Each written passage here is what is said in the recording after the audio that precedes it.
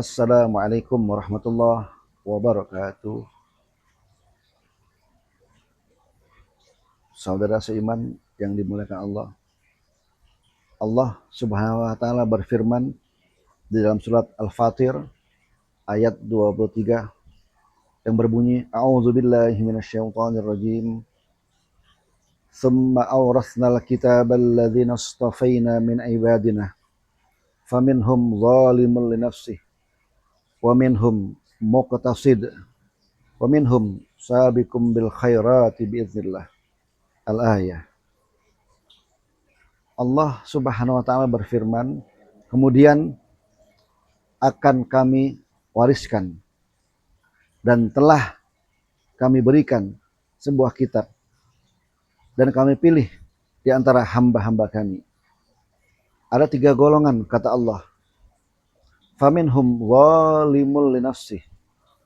Ketika kitab Al-Quran itu sudah diberikan oleh hamba-hamba kami yang kami pilih, maka ada golongan yang pertama yang selalu hidupnya berbuat zalim sampai-sampai di akhir hayatnya juga tetap berbuat zalim. Yang kedua kata Allah, wa minhum muqtasid. Ada golongan di antara hamba-hamba Allah yang muqtasid, yang pertengahan. Terkadang berbuat kebajikan rajin dan juga berbuat keburukan juga rajin. Padahal hamba Allah telah dititipkan Al-Qur'anul Karim sebagai pedoman. Tetapi golongan kedua ini kata Allah sering melaksanakan perbuatan baik tetapi juga sering melakukan perbuatan buruk. Tetapi ada hamba Allah yang terakhir. Wa minhum sabiqum bil khairati biiznillah. Ada hamba-hamba Allah yang telah diberikan kitab Al-Qur'anul Karim. Setiap ada momen kebaikan, ada perintah kebaikan, ada tuntunan kebaikan, hamba-hamba Allah ini selalu menyegerakan perbuatan baik itu dan mencoba untuk tidak melakukan perbuatan buruk, sebab ini adalah perintah dari Allah Subhanahu wa taala. Ketika Allah berfirman, "Summa awrasnal kitabal ladzina istafaina min ibadina." Ada perintah khusus untuk hamba-hamba Allah yang telah Allah pilih. Allah telah mewariskan kitab yang namanya Al-Qur'anul Karim. Ada sebagian daripada umat Nabi Muhammad yang membaca kitab Al-Qur'anul Karim dari pagi sampai siang, bahkan setiap hari, karena telah membaca Al-Qur'anul Karim dengan rasa senang dan cinta untuk membacanya. Ada lagi hamba-hamba Allah setelah membacanya tamat atau hatam, diulang kembali dari mulai surat pertama, diulang sampai tamat, sampai surat yang terakhir An-Nas. Lalu kemudian ada hamba Allah lagi yang dititipi Al-Qur'anul Karim, yang diwariskan Al-Qur'anul Karim sampai sebagian manusia mencoba untuk memahami arti daripada ayat-ayat dan firman Allah Subhanahu wa taala. Naik lagi ke level tingkat yang lebih tinggi. Ada sebagian hamba-hamba Allah yang Allah pilih untuk mentadaburi ayat-ayat yang tadi dia bacakan.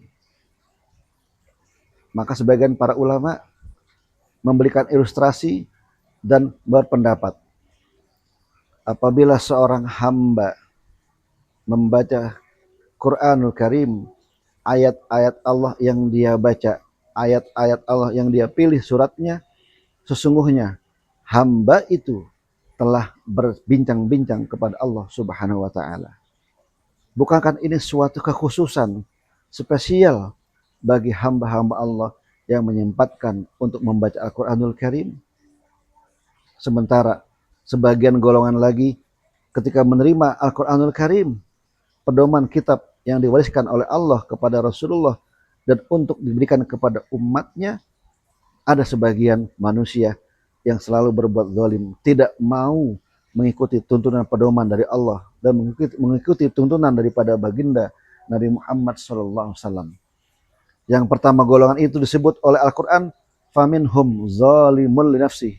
Dia bisa baca Al-Quran, dia mengenal ilmu tajwid, tahu tentang maknanya, tetapi dia tidak mau membaca Al-Quranul Karim.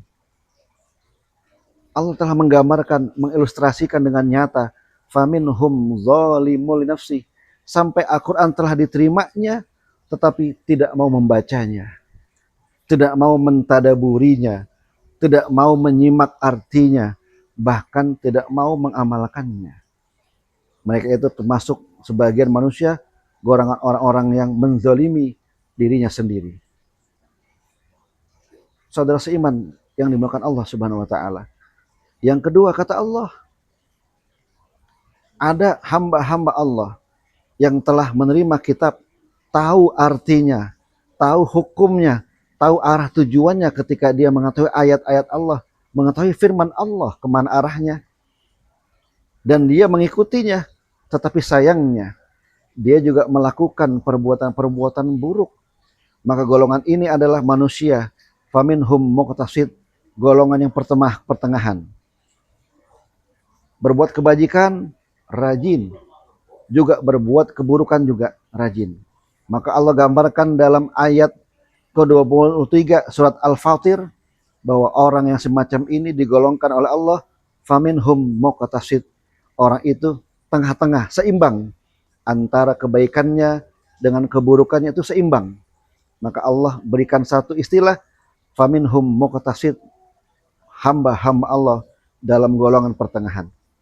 Yang terakhir kata Allah, ada golongan yang spesial bang, yang sangat khusus dalam pandangan Allah Subhanahu wa taala. Faminhum sabiqum bil khairati biiznillah. Orang-orang yang betul-betul menerima dengan hatinya, ketika dia mampu membaca Al-Quran, dia baca semampunya. Satu ayatkah, dua ayatkah, atau bahkan satu surat. Karena dia mengetahui bahwa ini telah Al-Quran telah diwariskan oleh dirinya. Maka dia baca betul. Dari surat pertama, surat kedua, sampai hatam dia membaca Al-Quranul Karim. Orang yang mendapat predikat ketiga ini betul-betul tidak akan membuang kesempatan peluang waktu.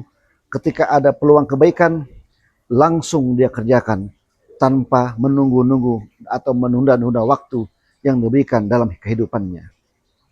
Saudara seiman yang dimuliakan Allah Subhanahu wa taala, ingat, ketika Al-Quran telah diangkat oleh Allah Subhanahu wa taala, tulisannya hilang seketika, boleh jadi akan dekat kiamat dan kita tidak ada lagi pedoman yang sebenarnya. Maka Rasulullah SAW bersabda, orang yang membaca Al-Quran adalah orang yang selalu dikelilingi oleh malaikat-malaikat rahmat. Dan ketika ada kalimat doa seperti contohnya, Rabbana innana sami'na munadiyan yunadi lil iman an aminu bi rabbikum fa amanna. Rabbana faghfir lana dzunubana wa kaffir 'anna sayyi'atina wa tawaffana ma'al abrar. Lalu ketika seorang itu membaca firman Allah dengan kalimat Rabbana, Rabbana, Rabbana, maka malaikat rahmat mengaminkan ketika hamba Allah membaca kitab Allah yang redaksinya Rabbana, Rabbana, Rabbana. Di Al-Quran begitu banyak. Al-Quran adalah kitab suci yang Allah wariskan kepada hambanya. Rasulullah SAW, kemudian Rasul menyampaikan kepada umatnya. Maka janganlah Al-Quran itu kita tidak pernah membacanya dalam hidup kita. Boleh jadi dikatakan oleh Allah bahwa orang yang tidak pernah membaca Al-Quran selama hidupnya sampai akhir hayatnya digolongkan oleh Allah adalah faminhum zalimul li nafsi. Orang itu telah menzalimi dirinya sendiri. Na'udzubillah min dzalik. Oleh karena itu, mari kita tinggal memilih mana yang masuk dalam golongan hamba-hamba Allah. Apakah yang pertama, atau yang pertengahan, atau yang terakhir. Selalu memanfaatkan momentum, waktu, peluang, pasti itu ada kebaikan-kebaikan yang diinginkan oleh Allah Subhanahu wa taala. Semoga ini menjadi gambaran buat kita semua. Tinggal kita memilih dan memutuskan di posisi mana kita berada dalam pandangan Allah Subhanahu wa taala. Semoga bermanfaat. Assalamualaikum warahmatullahi wabarakatuh.